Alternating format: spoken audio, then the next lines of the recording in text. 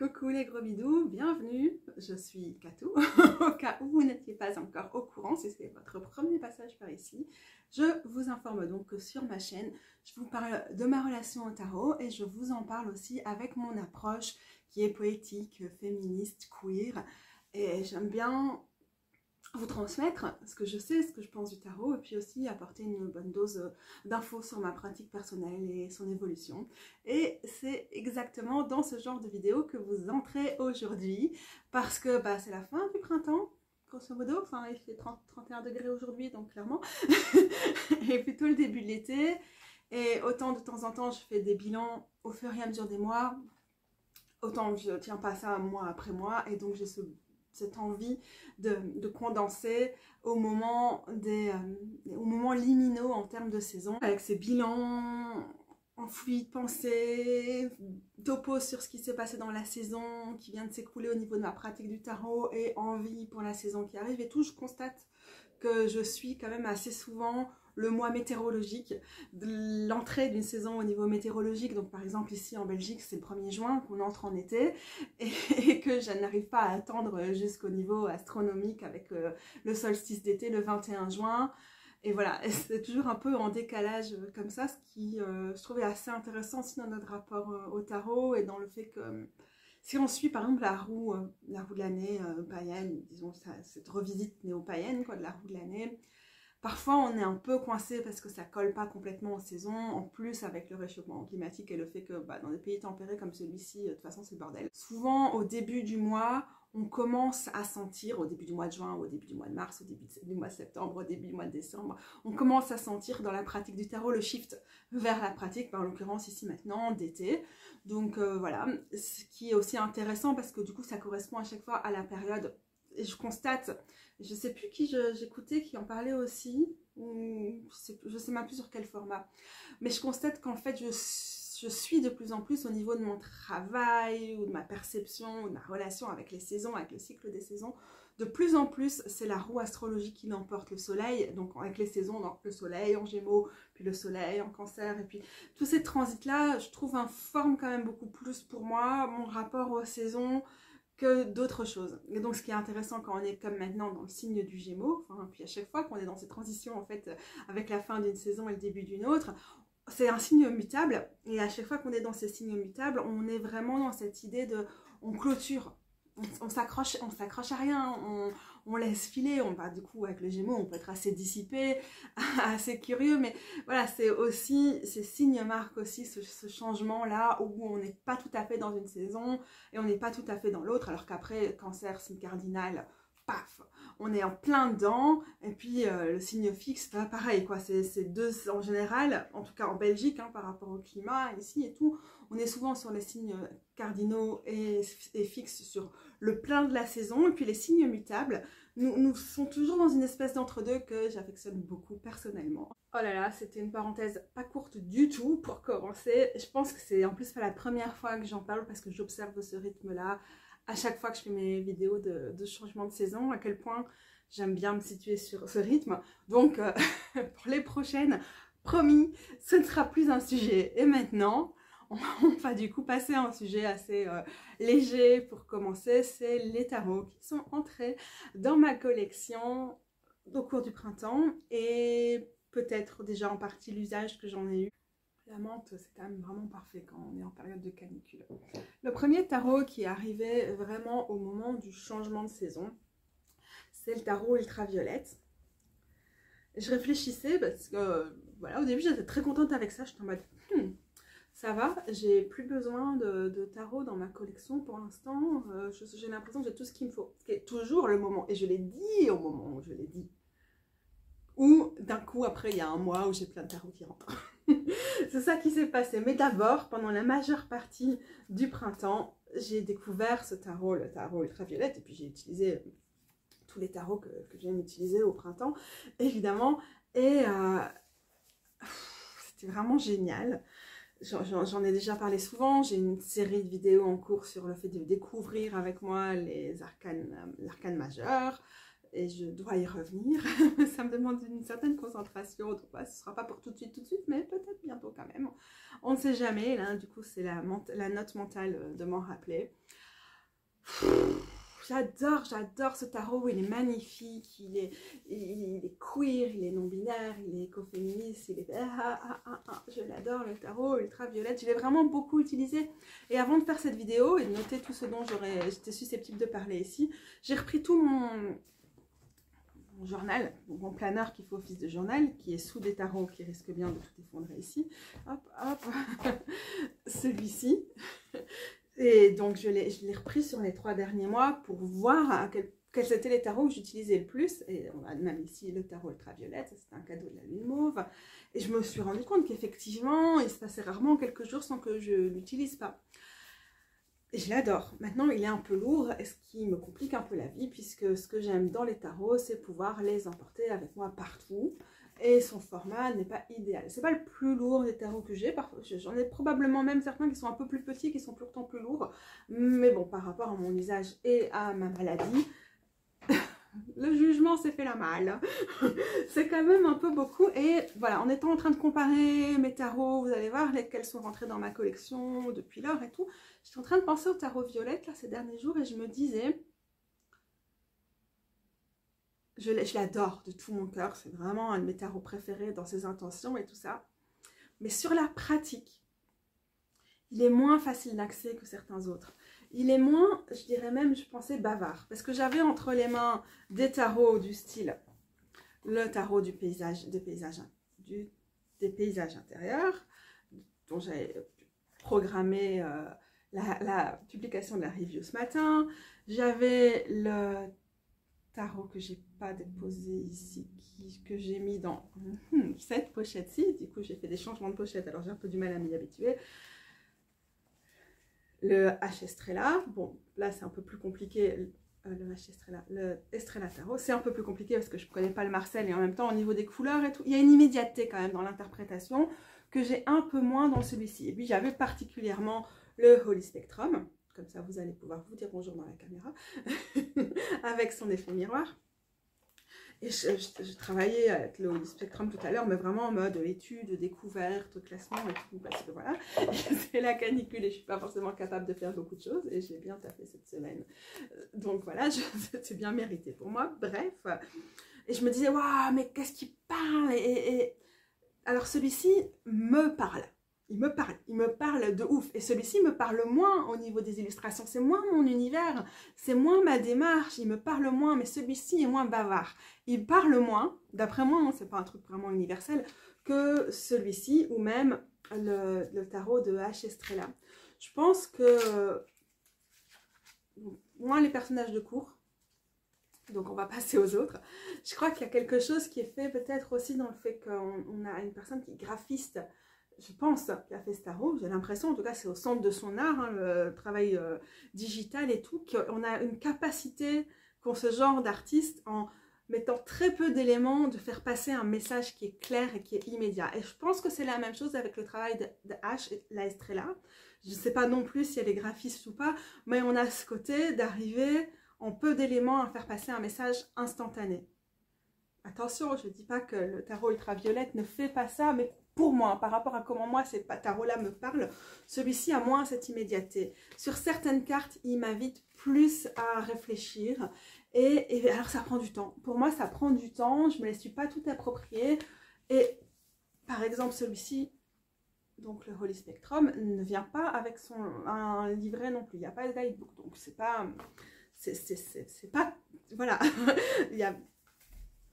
on est sur des choses qui sont comparables, mais lui peut s'en passer aussi parce que je suis beaucoup des cours et des podcasts et tout de la compagne, Lindsay Mack, de la compagne du créateur du Holy Spectrum, et donc qui est complètement inspiré de la démarche, le Wild Soul Tarot de Lindsay. Donc du coup là il y a quelque chose où je peux connecter à ce tarot sur quelque chose de... J'ai pas besoin du livret parce que j'ai la bonne partie de la théorie en tête derrière, puisque ce créateur est inspiré par une école du tarot que je connais assez bien. Ici, Malheureusement, un livret pourrait être assez utile parce qu'on n'est pas toujours dans la tête de la créatrice et la créatrice, pardon, et qu'on aimerait quand même bien avoir une idée de ce qu'elle a voulu dire sur certaines des cartes. Et alors je comprends, hein, la Violette est venue en parler sur ma chaîne, c'est un travail incroyable, et elle a eu une bourse, une résidence ou quoi pour faire ceci, qu'elle n'a pas eu pour faire autre chose, et donc elle écrira probablement un bouquin. Si à un moment une maison d'édition vient la chercher, lui propose de rééditer le tarot et de faire un bouquin avec une avance, hein, on espère. Et donc, autant il me parle et j'ai envie d'utiliser, et je le sors quasiment tous les jours, autant pour certaines cartes, j'ai pas cette immédiateté. Voilà. Mais c'est une autre chose. Merde, je voulais parler des tarots. Des tarots qui étaient arrivés chez moi pendant le printemps. Je suis déjà en train de passer à autre chose. Ok, c'est pas grave. Mais c'est autre chose aussi. C'est juste que il y a des tarots avec lesquels ça a été plus compliqué. Et par exemple, le Rainbow Tarot, c'est pareil. Il est très immédiat dans son interprétation. C'est du pur inspiré du Rider-Waite-Smith et du Marseille. Et pourtant, j'ai mis des mois et des mois et des mois à devenir vraiment la meilleure pote avec lui. Je l'ai reçu en juillet de l'année passée et on est tombé en amour total au cours du printemps. Au point où c'est devenu pour une partie du printemps, peut-être même la fin de l'hiver, d'un coup je ne me souviens pas, mon tarot de référence, mon tarot préféré. Et pourtant comme celui-ci, bah, il a fallu qu'on prenne plus de temps pour apprendre à se connaître que d'autres tarots où même si l'image me plaît moins, l'intention, je suis peut-être moins derrière et tout, ça passe tout seul. Donc voilà, c'est intéressant, on va voir, hein, je vous en parlerai un peu plus tard. Peut-être que ça s'avérera être un tarot plutôt d'hiver, par exemple, pour moi ou quoi, on ne sait pas. Il faudra attendre de longs mois pour le savoir.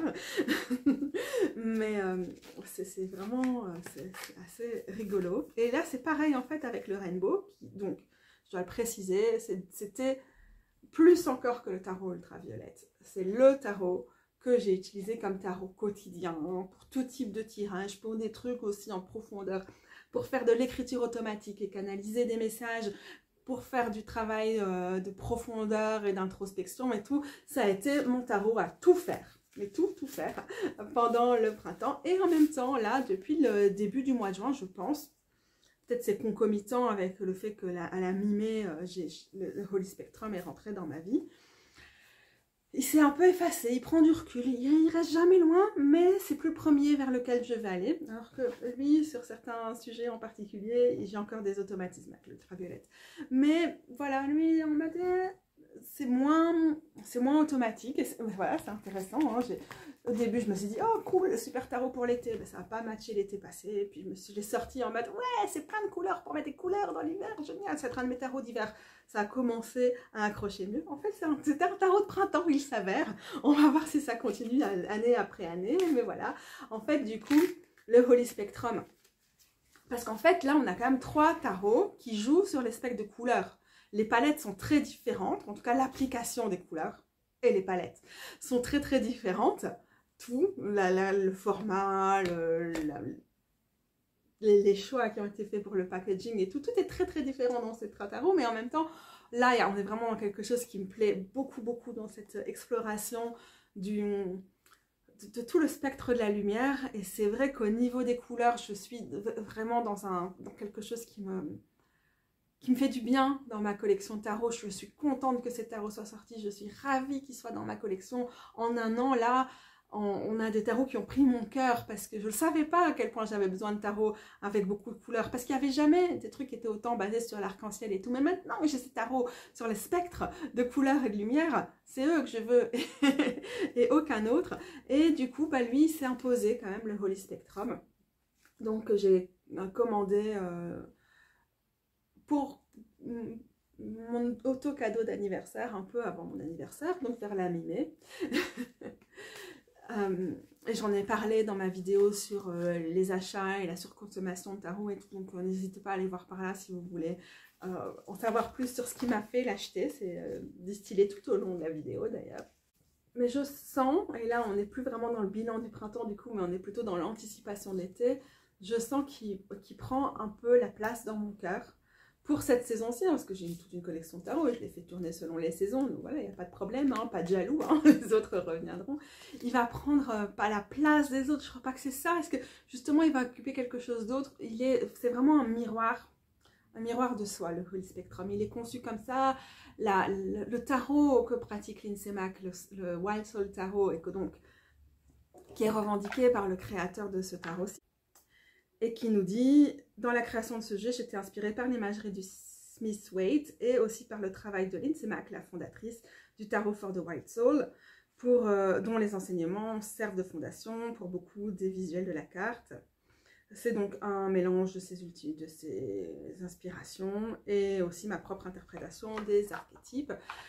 Et il est très comme ça, miroir de soi, et pas dans le sens psychologisant, blabla, occulto-psychologisant, comme certains zozo masculinistes aiment bien faire du tarot un peu occultiste et tout. Non, là, il est vraiment dans... On sent la perspective, évidemment, queer et féministe, la perspective féministe et queer qui infuse tout à fait le travail de Lindsay Mack et qui infuse son travail aussi. Et alors pourquoi ça m'intéresse? Ah attention, c'est une vidéo fouille de pensée, je sais plein de choses que je veux dire, mais je ne les dis pas du tout dans le sens que j'avais potentiellement envisagé. Pour moi, l'été, déjà, voilà, il fait chaud, je suis enfermée chez moi. Je sors beaucoup, hein, je sors plus à l'automne et au printemps, je fais beaucoup de marches et tout, mais l'été, c'est difficile, je n'aime pas du tout la chaleur. Et en plus, c'est une période, surtout la saison du lion, donc entre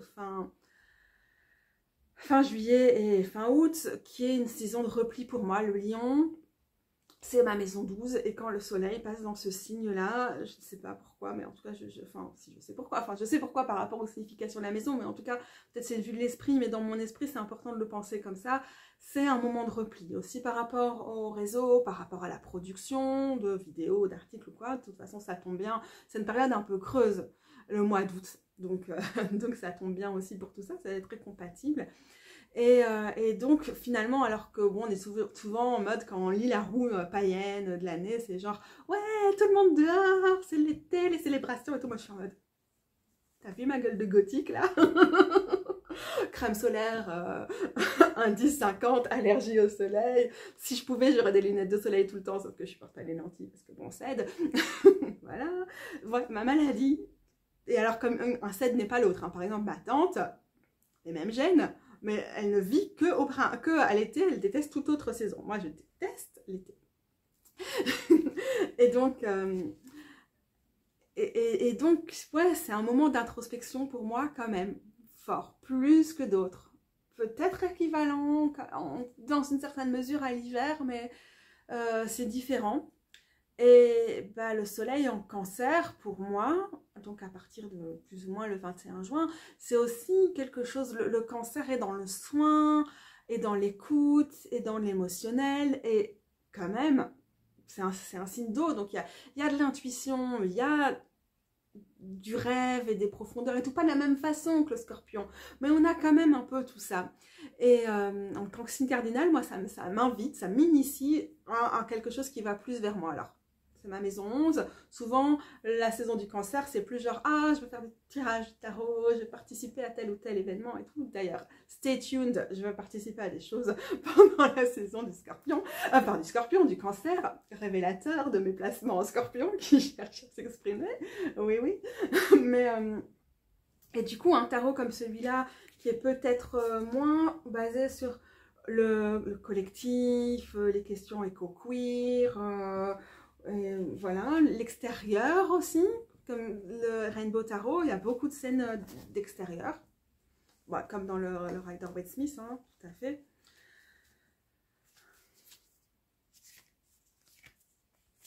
Voilà, vous voyez peut-être ce que je veux dire comme ça, alors que celui-ci nous amène dans un...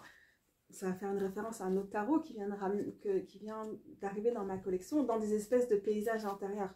C'est-à-dire que même quand on est en extérieur, le niveau de réalisme fait qu'on ne visualise pas forcément une scène d'extérieur comme on a les scénettes ici. Ça peut être rêvé, ça peut être quelque chose qui se déroule au niveau de l'âme, au niveau des rêves. Des rêves, j'ai déjà dit, ok, d'accord.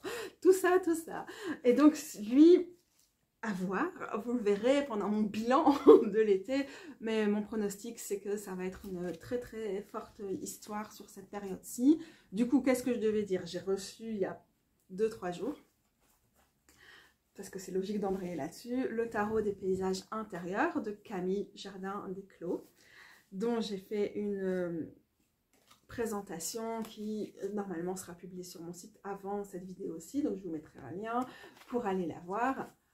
On est complètement dans une autre palette de couleurs, complètement dans un autre type de paysage. En le regardant là ces derniers jours, je me disais, ah, j'ai pas mentionné dans ma vidéo ce qui était intéressant, la répartition entre le ciel et l'eau, ou la terre, ou le sable et tout ça, on ne sait pas. Enfin, pour moi, il y a beaucoup de choses qui sont laissées à l'imagination finalement dans ces paysages intérieurs. Pour l'instant, je ne sais pas dire si ça va être un tarot avec sa palette de couleurs pourtant très automnale ou très hivernale, hein, quand on essaie de ranger nos tarots par palette de couleurs. Je ne sais pas dire du tout si ça va être un tarot d'été ou pas, mais j'ai envie de dire à juste d'avoir regardé les images dans le reflet du téléphone, il sent la mer du Nord pour moi. Et là, pour moi, viens nous donner ton avis, pas plus tôt. Elle se réveille, donc elle signale. Pour moi, là, ça sonne quand même un peu été. Ouais. Alors là, je sais vraiment pas quoi dire, mais en tout cas, c'est une belle découverte. Et comme c'est un tarot qui est édité, enfin, imprimé par toute petite quantité à la fois, je suis vraiment contente d'avoir profité de ma cagnotte d'anniversaire pour me l'offrir. Et grand mystère, est-ce que ça va être un tarot que je vais utiliser plus régulièrement cet été ou pas? Je vais continuer avant d'embrayer sur mes pratiques et tout ça, sur les autres tarots et oracles qui sont arrivés récemment, mais j'ai fait plein de vidéos pour en parler récemment, donc ça va pas être des tonnes et des tonnes de minutes là-dessus. Le tarot des corps célestes, l'oracle des corps célestes, je pense pas que c'est un oracle qui est destiné à être fondamental dans ma pratique, au quotidien dans ma pratique, ça va dépendre des moments. Pour l'instant, je mentionne qu'il est là, je l'envisage pas nécessairement comme un truc central maintenant ou un truc particulièrement saisonnier.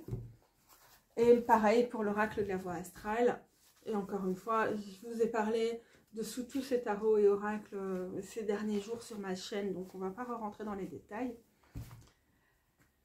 Il est comique celui-ci, hein. C'est le Crush of Love de Ashley Estrella.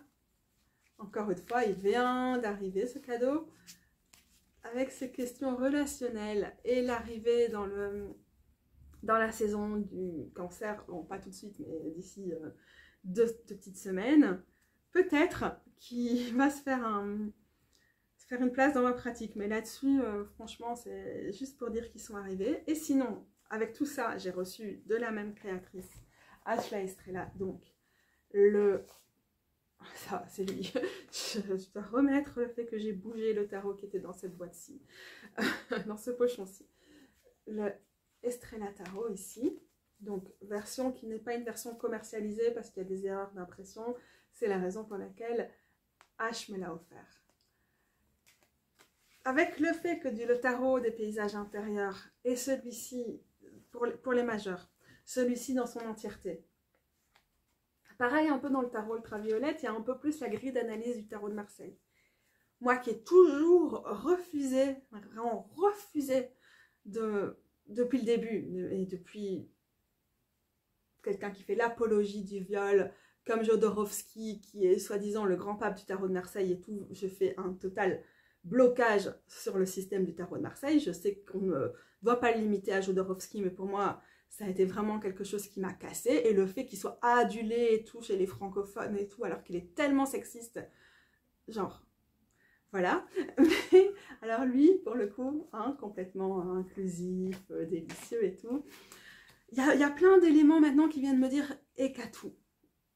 C'est pas parce qu'il y a comme une chape de plomb comme ça autour du Marseille, comme si c'était un truc un peu sacré. On peut se l'approprier, mais de telle façon, de telle façon, de telle façon. Ouais, ok, d'accord. Alors que sur le Rider-Waite-Smith et les jeux qui en sont plus découlés, bah, il y a tellement plus de choses qui se font qu'on se sent beaucoup plus libre, qu'il y a beaucoup plus de circulation des idées, des visions et tout ça.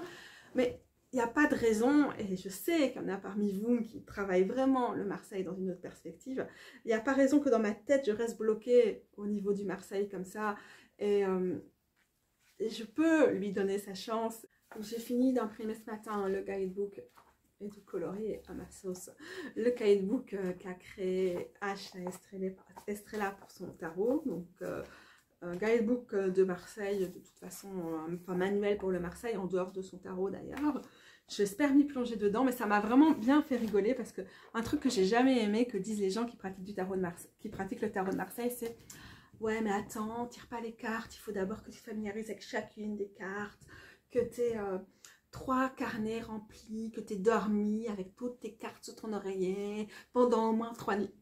Que le tarot te soit révélé, que tu aies accédé à ces mystères, ce genre de truc, je suis toujours genre, mais il faut que ça vive, il faut que ça vive. Comment tu veux créer un lien avec un truc si tu l'utilises pas vraiment, enfin, tu l'utilises, mais tu vas juste pas directement au rapport physique, sensuel avec lui et tout. Hein, je dormir sur son oreiller, ça va 2 minutes, hein, je le fais, hein, je dors près de mes cartes de tarot et tout, mais genre, il y a un peu cette... un rapport très sacré avec le Marseille, qui est une des raisons pour lesquelles j'ai ma chaîne et que je me dis il faut décomplexer la vision du tarot qu'ont les gens, il faut que les gens se sentent libres, il ne faut pas qu'ils se sentent exclus, qu'ils aient l'impression qu'il faut passer des siècles et des siècles à l'étudier avant de l'utiliser et tout ça. Et en même temps, donc malgré tout ça, et tout le mal que je pense du Marseille à cause de ces préconceptions sur le Marseille qui sont ultra dominantes chez les francophones, j'ai quand même un truc de... Ben, je sais vraiment pas comment l'utiliser. Et donc, je passerai quand même vraiment bien du temps à essayer de plonger dans ces images. Et peut-être que ce serait intéressant de juste méditer ou de lire et tout. Et j'ai quand même ce truc de... Oh, j'ai envie de passer du temps avec lui. Bon, alors, je suis pas sûre que je vais écrire plein de choses, que je vais lire plein de choses. Mais c'est vrai que ça marche. Peut-être c'est à cause de ce lavage de cerveau. C'est pas que je suis impressionnée, mais j'ai juste envie de ralentir. Alors que dès que je vais recevoir un autre type de tarot qu'un Marseille, qu'est-ce que je vais faire? Je dois le mélanger, je dois l'utiliser, je dois le tester, je dois le sortir, je dois le ranger, je dois l'étaler. Et là, pour l'instant, c'est difficile à expliquer, peut-être, mais il y a un petit shift dans ma pratique autour de ça. À suivre, à suivre. Peut-être que finalement, je ne vais pas m'y mettre avant des siècles, ou bien alors je vais faire comme avec le tot. C'est que c'est quelque chose qui nourrit ma vision du tarot, mais je ne suis pas du tout spécialisée. Je ne vais pas jamais tirer les cartes dans le système du tot. Je ne connais même pas encore tous les mots-clés par cœur. Mais passer du temps de temps à autre à étudier le système du tarot de tot est très nourrissant et intéressant pour moi. Et je crois que c'est le plus probable, c'est qu'au final, par exemple les aspects numérologiques et tout du tarot de Marseille, désolée, je tape sur la table et du coup vous bougez, vont venir nourrir ma pratique du tarot, mais vont peut-être pas la changer radicalement au point que je commence vraiment à tirer le Marseille comme un Marseille, quoi. Aussi, ouais. Il y a certaines interprétations, notamment, comme moi je juge assez sexistes, hein, sur des cartes comme le magicien, la prêtresse, l'impératrice, l'empereur, enfin donc, du coup la papesse, l'impératrice, l'empereur, le magicien étant donc le battleur. Excusez-moi, on parle du Marseille, la preuve que je n'y arrive vraiment pas, j'ai pas les bons mots qui viennent, qui sont tellement genrés, mais pour moi c'est vraiment, ça reste des clichés sexistes et je n'arriverai jamais à lire les cartes comme ça. Et parfois les gens disent ouais, tu peux pas lire le Marseille comme tu me lirais un Wade Smith, mais j'ai l'impression que ça veut dire d'office que tu dois ramener des jeux de conneries et autres mecs qui ont passé du temps avec le tarot, qui ont eu la révélation du siècle, quoi. Même si en fait c'est des meufs qui ont écrit leur bouquin d'ailleurs, hein, parenthèse, mais bon bref. Il a fallu un mec pour donner un soupçon de légitimité. Je sais pas comment des violeurs ou des gens qui font l'apologie du viol ont de la légitimité, mais enfin bon, c'est ce qu'on observe quand même malheureusement très largement dans nos sociétés. Et dans ce cas-ci, on ne peut vraiment pas nous ramener l'argument de merde. Il faut distinguer l'œuvre de l'artiste, parce que l'artiste a fait de la culture du viol un fondement de son œuvre. Donc, pourquoi les gens, et je suis sûre qu'une partie d'entre vous le fait, j'espère que vous n'allez pas arrêter de regarder mes vidéos, mais pourquoi on idolâtre? Bon, je ne vais jamais comprendre, mais j'arrête mon blabla. Ça bouge un peu sur mon trépied. Désolée, du coup, je vous regarde un peu bizarrement parce que j'ai dû mettre mon trépied sur la table le plus bas possible, mais du coup, vous me regardez quand même d'en haut. C'est un peu chelou, mais c'est la seule façon pour moi de ne pas être près d'une fenêtre où je vais surchauffer parce que 31 degrés, on a compris.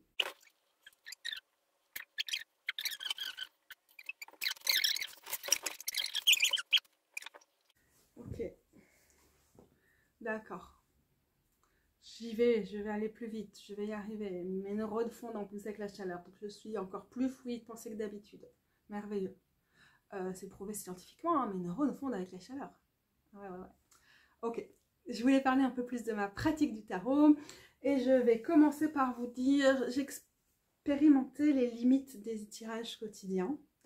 Et j'en ai déjà parlé dans ma précédente vidéo qui était une espèce de bilan du mois d'avril. Aussi pour parler de mon silence, enfin du fait que j'avais été moins présente à ce moment-là sur YouTube et tout ça.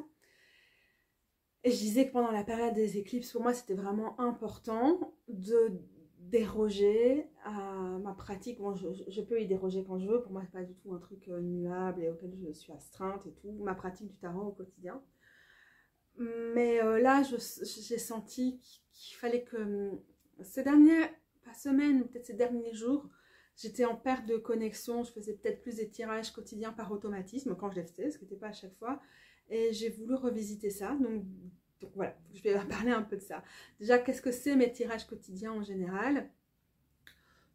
Quand j'en fais, qui est quand même souvent, cette perruque est un peu chiante. Le matin, je tire des tirages, je tire des cartes du style invitation du jour.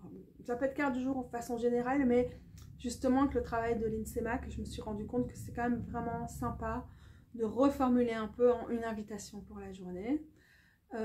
Ça peut être des choses du style quand je suis vraiment confuse, un point de focus, une focalisation, et aussi peut-être une carte en plus avec ce que je peux éviter, ce que je peux privilégier.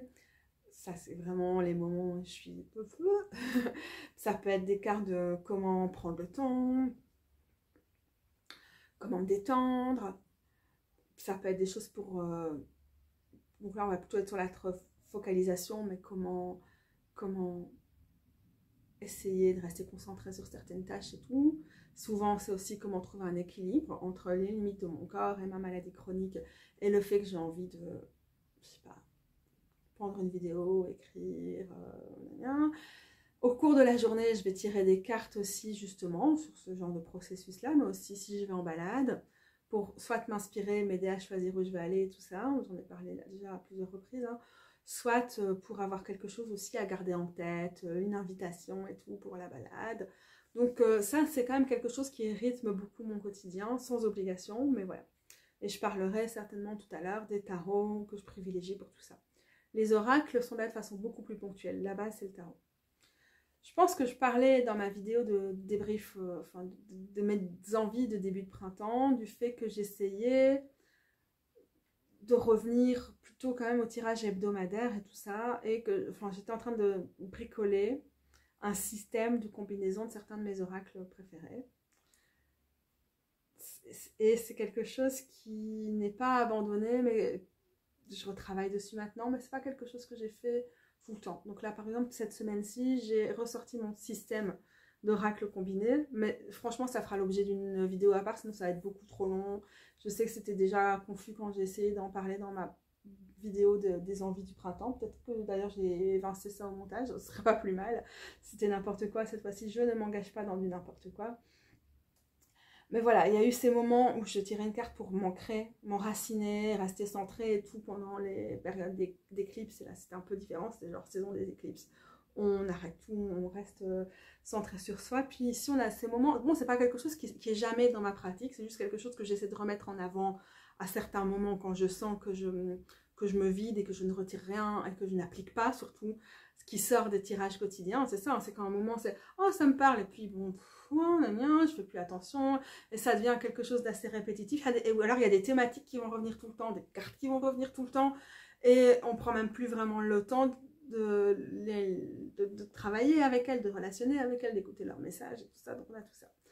Donc là je réessaie quand même les tirages de début de semaine Et parfois je trouve ça long, je trouve ça chiant. Il y a tellement de moods différentes qui peuvent passer sur une même semaine, surtout quand voilà, on arrive par exemple dans sa période prémenstruelle ou toutes ces choses. Mais je reviens un petit peu à ça. Donc je fais ça pour cette semaine et je filme la vidéo samedi. Et j'ai fait mon tirage de début de semaine mardi parce que c'est ok.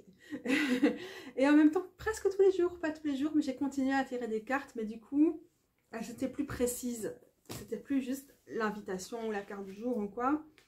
Et elles étaient plus ou moins en lien avec... c'est le mois de juin, c'est le mois de la rose. Pardon, je vous montrer la première page. Avec ce que je traversais à ce moment-là. Inspiration avant un truc sur Zoom. Décompresser, gérer le niveau relationnel.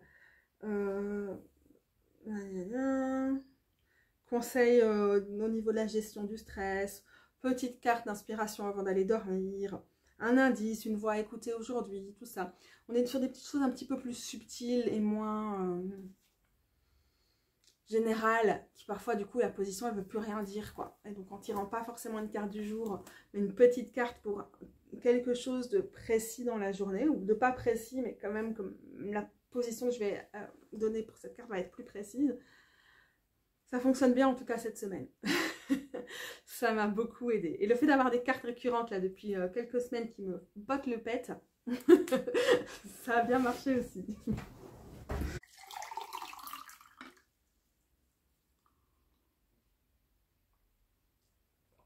C'est pas du tout évident de regarder vers le haut pour faire la vidéo. Du coup, j'ai bien mal à la nuque. Chieusserie. Voilà, bon, je sais pas si c'est nul de faire des tirages au quotidien. Moi, je trouve quand même que c'est une des façons que je préfère faire. Aussi pour faire le suivi et tout. Mais il y a un moment où il n'y a plus suivi. Il y a une déconnexion. Et là, il faut juste se recentrer et retrouver quelque chose qui fait plus de sens dans la pratique. Voilà. Pas passer à côté aussi des tirages spécifiques ou généralistes qui sont faits à d'autres moments parce qu'on tire des cartes du jour. Donc voilà, c'est ça que je suis un peu en train de gérer.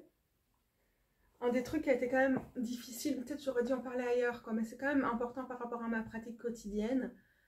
C'est j'ai eu les moments où j'allais vraiment bien pendant toute cette période, et puis aussi les moments où c'était super dents de scie au niveau de la santé. Par exemple, début du printemps, j'étais super fort dans l'écriture et tout. Je faisais des trucs super chouettes de connexion avec les cartes et tout ça, avec autour du livre de Mary Kay Greer, autour des cartes de naissance et tous ces trucs-là, machin, mais aussi sur ces techniques et tout. Vraiment, c'était sympa d'enfin passer un peu de temps avec cette enseignante assez importante dans les communautés tarot. Et puis après, comme j'ai passé un peu trop de temps à écrire, avec le CED, qu'est-ce qui s'est passé? J'étais coincée, enfin j'avais vraiment le dos et tout vraiment en compote, c'était horrible. Je tenais plus assise. Pas vraiment couchée non plus. La seule chose qui me faisait du bien, c'était de marcher beaucoup. Ça me faisait mal, mais c'était quand même quelque chose qui soulageait. Le truc, c'est du coup, j'ai pas mal marché, et durant les mois de mars, avril, mai, j'étais genre, je sors tous les jours, j'essaie d'avoir le minimum de 6000 pas par jour presque tous les jours. J'ai une moyenne de pas entre 10 000 et 11 000 pas par jour et tout. À un moment, c'était devenu important pour moi. Je me disais, allez, c'est vraiment important, Gatou, t'as une maladie chronique. Enfin, c'est important pour moi. J'étais pas en mode, j'ai pas de... J'adore marcher, quoi. Je me fais pas ça en mode, vas-y, Gatou, t'as une maladie chronique, faut que tu bouges. Mais, bah, limite, j'étais un peu devenue comme ça, alors que là-bas, c'est juste, j'adore la marche, j'adore la randonnée et tout. Mais là, c'était devenu genre, il faut bouger, il n'y a que ça qui permet au tissu de rester en mouvement et tout. Oui, sauf que tu as les tissus plus fragiles. Que tes tissus ne fonctionnent pas comme quelqu'un de normal, puisque j'ai une maladie du collagène. Donc mes tissus, mes muscles, mes articulations, tout fonctionne différemment. Et voilà, du coup j'ai eu ces moments où j'essayais de compenser comme ça, puis j'arrivais à être de nouveau un peu plus créative ou à trouver un peu d'équilibre, puis je développais des douleurs ailleurs, parce que quand on dit douleur chronique, dans mon cas, avec le CED, il y a assez peu d'endroits où c'est chronique sur 6 mois. C'est genre, pendant 3 semaines, c'est ça, puis c'est ça et ça qui s'entrecroisent, et puis c'est ça. Voilà, et donc là, par exemple, je me suis foutu un œdème à la hanche et tout ça, mais vraiment trop d'efforts. Et j'aurais voulu parler de des musées, tout ça que j'ai pu visiter pendant le printemps, mais je pense qu'on n'aura pas le temps dans cette vidéo. Mais encore une fois, c'est le genre de choses où, parce que j'étais assez ambitieuse et que j'avais quand même un objectif et que je voulais être plus mobile, le problème c'est qu'avec ma maladie chronique, je l'étais trop. Et donc maintenant, je suis de nouveau un peu en mode post-effort, quoi. Douleur post-effort, tissu fatigué. Et il faut que j'arrive encore plus à doser la récupération entre les efforts. Pas que je faisais des grands efforts, mais j'ai mes exercices au quotidien avec le Zebra Club, et plus les promenades et tout. Je peux pas faire des grands efforts avec ma maladie, mais j'essayais quand même d'avoir plus de routine. Et en fait, le problème, ce corps n'est pas fait pour les routines. Et ça, c'est quelque chose aussi qui est fort à intégrer du coup dans mes tirages de tarot. Et qui est vraiment difficile. Dès que j'ai envie de lancer quelque chose, je me dis, ah, je vais faire tel truc cool. Je vais formaliser telle chose, paf, on est en route. J'ai un tel rendez-vous avec telle conseillère, paf, ça va me permettre d'avancer sur telle chose. Et puis après, mon corps est là, paf. T'as vraiment cru qu'en mettant de l'énergie à fond sur un truc pendant une semaine, t'allais tenir sur la longueur. Non, maintenant t'es cassé pendant un mois, bisous. Ça, c'est chiant. Mais enfin, bon, voilà, ça fait partie du truc. Et d'ailleurs, le bilan du printemps, le mois de mai, c'était le mois de sensibilisation au syndrome des lèvres dans l'os.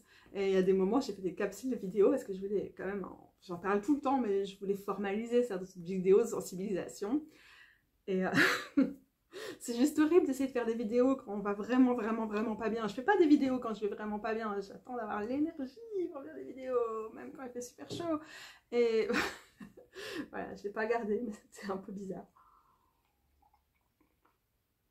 Aussi comme expérience. Donc ma pratique du tarot est forcément liée à ma santé. Et du coup, un des trucs que, là, pour le coup, qui me manque beaucoup, parce que je recommence, hein, malgré, voilà, mon œdème va un peu mieux. J'ai pas mal de problèmes autour du bassin et tout ça quand je vais, et des hanches et tout quand je vais me balader. Mais bon, voilà, j'ai repris. Je me suis pas non plus mise à l'arrêt de tout effort physique pendant plus que 3 jours, quoi. Mais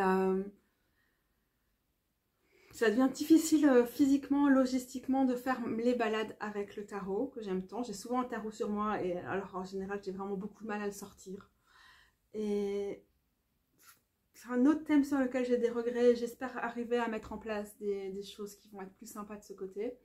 Et voilà, ce sera quelque chose qui sera à découvrir dans les prochaines vidéos. Et donc, peut-être, ou pas, ou dans les prochains bilans, ou fouilles de pensée. Donc ça me fait penser qu'en fait, ma pratique du tarot, du coup, ça n'a pas été du tout que les tirages, du tout. Pendant ce mois ces mois de printemps, mais qu'il y a aussi...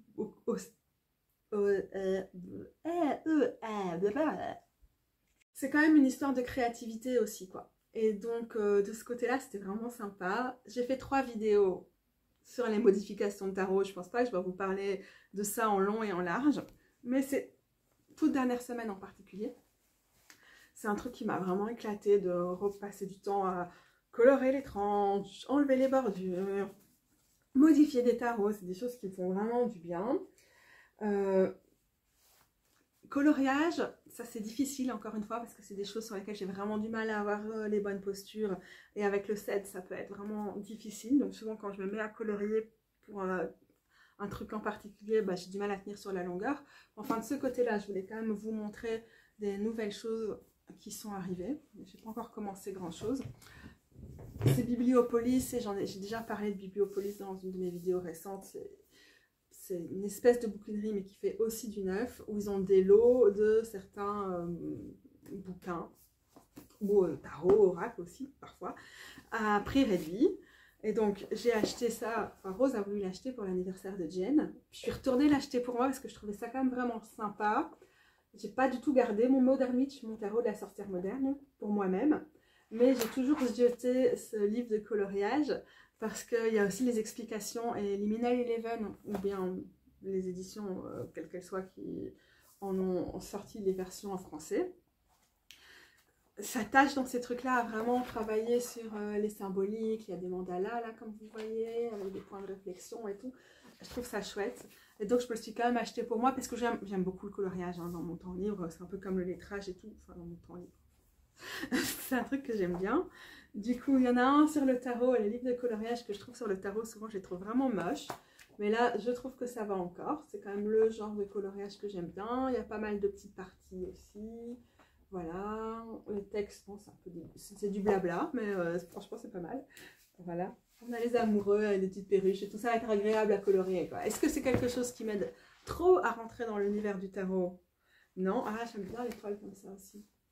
Mais voilà, j'ai pas résisté, puis je me suis dit, oh mais si je fais pas tout, oh le soleil est trop beau aussi. Ça va être agréable à colorier. Je peux découper des pages et les mettre quand j'ai des colis, envoyer des lettres, envoyer des jeux que je revends via Mondial Relais ou des trucs comme ça. Ça m'arrive pas tous les 2 jours, mais parfois j'ai des périodes où je travaille plus intensément sur ces trucs-là, quoi. Par exemple, l'année passée, j'ai récolté plein de plumes de hibou parce qu'il y a des moyens ducs qui vivent dans le jardin chez mes parents. Comme j'en avais tellement, j'ai proposé aux gens qui voulaient me rembourser les frais d'envoi, juste ça, de leur envoyer quelques plumes. Mais dans la mesure où j'avais des cuillères pour le faire, parce que j'en ai quand même eu pas mal envoyé, j'ai pas pu personnaliser chacune des enveloppes et des trucs, j'ai fait plein de petits collages, et donc ce serait bien le genre de choses où je vais utiliser une des pages pour glisser les plumes, pour protéger l'enveloppe et tout ça.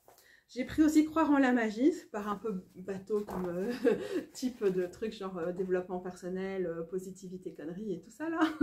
Mais il y a quelques dessins dedans que je trouve dont j'ai l'impression, il y a des cartes de tarot. Là par exemple on a les éléments, je sais pas si c'est super clair.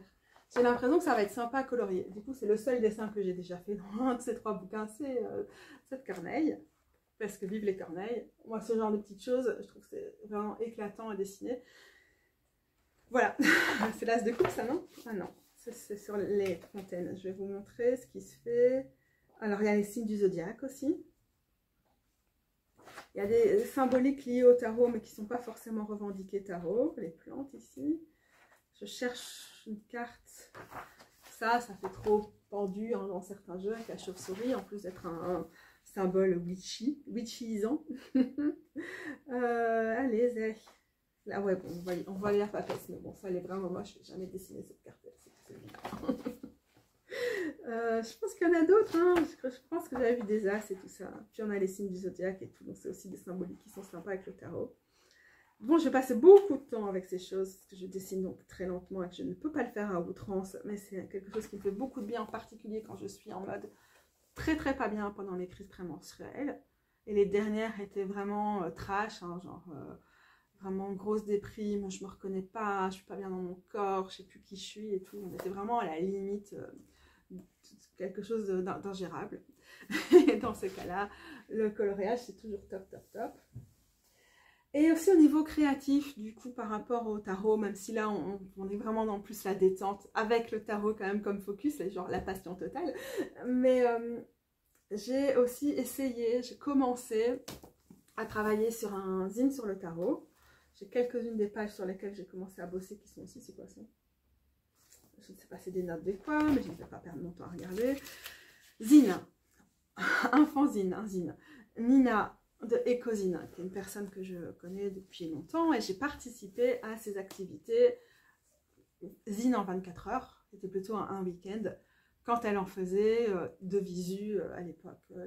Enfin, je pense que j'ai participé qu'à un seul vraiment en présentiel, et c'était en 2015. Et j'ai créé des zines à ce moment-là. J'ai plein de rush pour monter la vidéo le jour où je vais faire mon zine qui devait avoir lieu en un week-end, que c'était fin avril, et qu'on est fin juin, et que ce zine n'avance pas vraiment. Mais de temps en temps, je passe du temps là-dessus.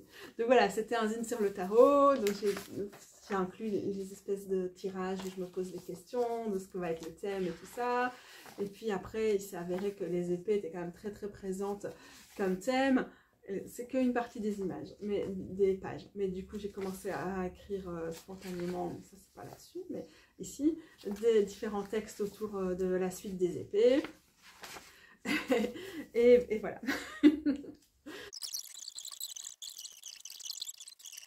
On a aussi travaillé dehors là-dessus, c'était super chouette. J'ai des trop belles images. J'ai vraiment hâte de finir ça juste pour pouvoir monter les différentes parties de la vidéo de la création du zine parce que c'était vraiment chouette, mais ça va s'étaler du coup sur peut-être 3-4 mois. Le zine en un week-end. Selon Katou. Bon, du coup, ça va. Bon, c'était l'étincelle, le fameux travail de Nina. Tous les liens seront en dessous. Vive Nina.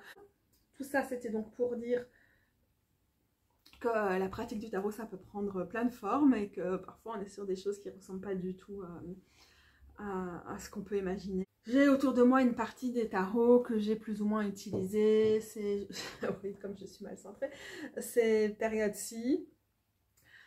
Et puis j'ai référencé du coup comment je les utilisais et tout. Je sais qu'on en a déjà parlé au début, donc allez revoir cette partie-là si ce n'est pas encore fait, que vous voulez vous orienter dans le chapitrage. Mais je vais quand même vous montrer les tarots qui m'ont plus bercé, plus ou moins bercé à ce moment-là.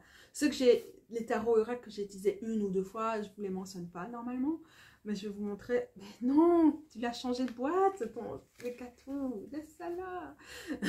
Mais je vais quand même vous reparler de certains, comme ça, voilà, on sait. Et ouais, bilan. Qu'est-ce qui est quand le Hollow Valley, je lui ai fait les bords. Je l'utilise de temps en temps. Disons, la base, c'est peut-être une fois par semaine. Pour une petite carte du jour. Très peu en tirage, beaucoup une seule carte. Et peut-être avec des compléments d'un autre tarot ou d'un oracle. Celui-ci en particulier, je trouve qu'il y a beaucoup de richesse dans les cartes et que je suis très contente avec ce genre de tarot de ne tirer qu'une carte. J'ai constaté en regardant mes trackers, mon journal, que en fait j'avais plutôt utilisé sur la période de transition en mode début du printemps et que genre en mai, je l'ai vraiment pas trop utilisé ni rien. Ça reste, il est toujours un petit peu là, mais il a été moins central et voilà, il y a tout type de trucs. Je dis trop, voilà.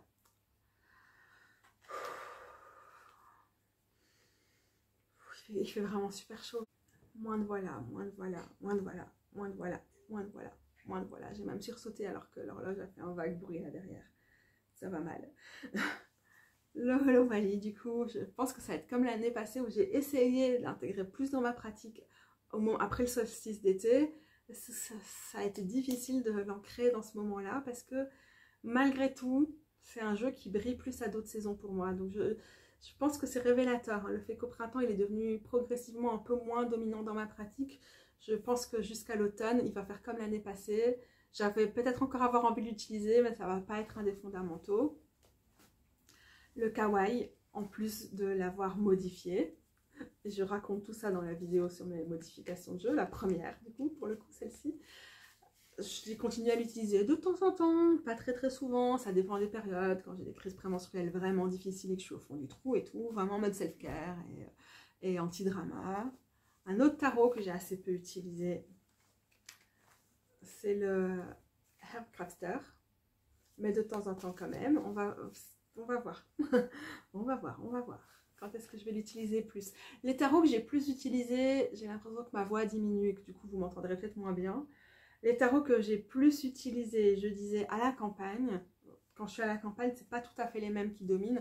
J'ai fait des vidéos quand j'étais à la campagne, notamment l'espèce de bilan d'avril là, faut y penser ou je sais pas quoi. Je remettrai le lien, mais je ne peux pas reparler de ça maintenant. Le Gentle, mon tarot d'été de prédilection, n'est pas encore en mode je m'impose dans la pratique. On va voir ce que ça donne. Pour l'instant, c'est entre deux. Je le tire de temps en temps, il est revenu dans ma pratique, mais il n'est pas du tout le tarot central, le tarot dominant. C'est rigolo.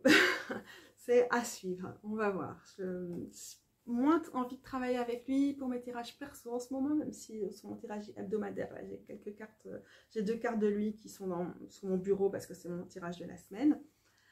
Je me vois toujours bien tirer les cartes pour d'autres avec lui. Et donc, on va voir ce que ça va, comment ça va. Bon, j'arrive plus à faire une phrase. Le Woodland Wardens, de temps en temps, de préférence en combinaison avec le tarot et parfois pour choisir où je vais aller me balader. Souvent, c'est pour ça que je le sors. Mais pas un tarot dominant. Le Dirt James, je l'ai utilisé au début du printemps, je l'ai réutilisé dans mon tirage de la semaine, alors que c'est un oracle que j'adore. J'adore. Je l'utilise assez peu en ce moment, enfin presque pas du tout. Du coup, je l'ai ressorti parce que je voulais un peu cette intentionnalité de ce côté-là. Le Next World, je l'utilise parfois pour mes tirages quotidiens, vraiment pas souvent, mais de temps en temps. Mais quand j'ai des plus gros tirages à faire sur des questions spécifiques, et je le redis à chaque fois parce que c'est un peu toujours le même bilan, c'est un des tarots vers lequel j'aime bien aller pour des tirages. Pas trop gros, mais 3, 4, 5 cartes maximum. Là, il est bien. Alors qu'il y a plein d'autres tarots dont je viens vous parler que je vais plutôt utiliser en mode quotidien, mais assez peu en tirage. Bon à savoir, Queer Tarot, le clone du White Smith version queer. Ou comme le Rainbow, je l'adore, je le trouve magnifique, hein, comme le Rainbow Tarot, mais j'ai parfois du mal à l'utiliser. Je trouve que ça va nettement mieux. Et il y a plein de moments pendant cette saison, je l'ai utilisé en combinaison avec d'autres tarots, ou même pas du tout, juste parce que j'avais envie, j'étais attirée par lui pour un jour en particulier. Voilà. Super contente en fait hein, de ce tarot, j'aime vraiment beaucoup. C'est une chose de dire qu'on aime un tarot en théorie, mais qu'en même temps, quand c'est un truc un peu trop Rider-Waite-Smith et tout, avant c'était plutôt de la théorie et pas vraiment de l'utilisation. Mais cette dernière année, ça a été compliqué. Il y a eu des moments, notamment quand j'ai fait mes vidéos d'hiver, de décembre et tout, je disais ouais j'ai envie que ça marche, mais ça marche pas avec cette tarot, je suis triste. Maintenant je suis plus apaisée, j'ai l'impression d'être plus à même de me connecter à ce type de tarot, enfin de relationner avec eux qu'avant. Bordel, il fait chaud. Le Fist Spirit, je l'ai prêté à quelqu'un au début du printemps et j'ai prêté ma version indépendante puisque ma nouveauté c'était la version mass market et que je voulais travailler avec la version mass market. Résultat, j'ai plus du tout eu envie d'utiliser la version mass market et au bout d'un temps il m'a quand même manqué. Bon, je savais que je pouvais demander à la personne dès que je voulais le récupérer, hein, c'est pas ça, elle est adorable, c'est pas ça le souci. mais en fait il m'a manqué depuis qu'il est là, bah, de temps en temps, une fois par semaine ou deux ou quoi, ou pour des tirages un peu plus longs. Il va ressortir et au final c'est bel et bien la version indépendante qui est dans mon cœur et la version mass market. Ça m'a vraiment fait chier finalement de rester qu'avec elle alors que j'anticipais pas du tout ça. Donc contente d'avoir récupéré celle-ci et voilà.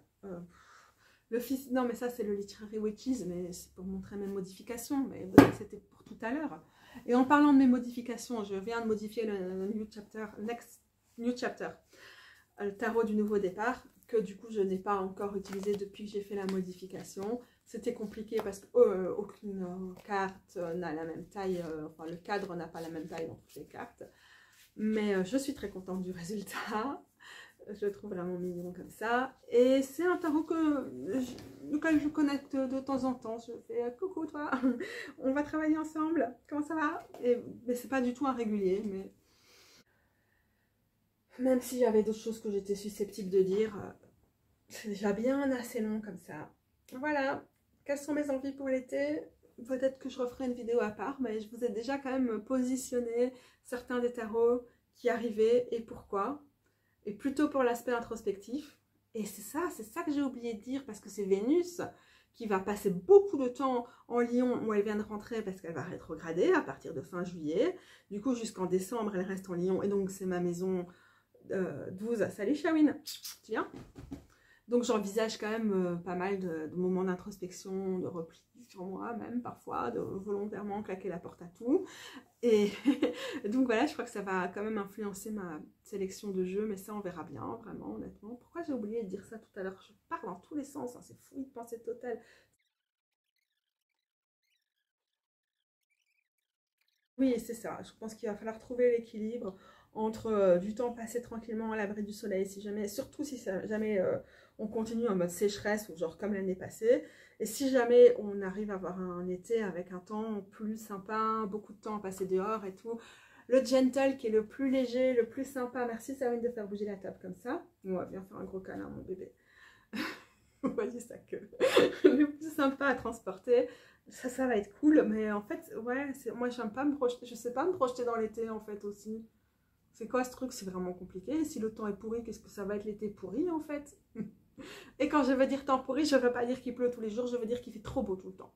Merci les gros bidous, à bientôt. Il y aura certainement du suivi de cette vidéo aussi, suivi de ma pratique et tout. Poil de chat. dans les prochaines semaines. J'étais en train de repartir dans des phrases dans tous les sens parce que je me disais si je n'évoque ci et ça. Non, bye bye les gros bidous, merci pour votre patience avec mon cerveau qui part dans toutes les directions parce que vive les Gémeaux! Ouais, à bientôt les gros bidous!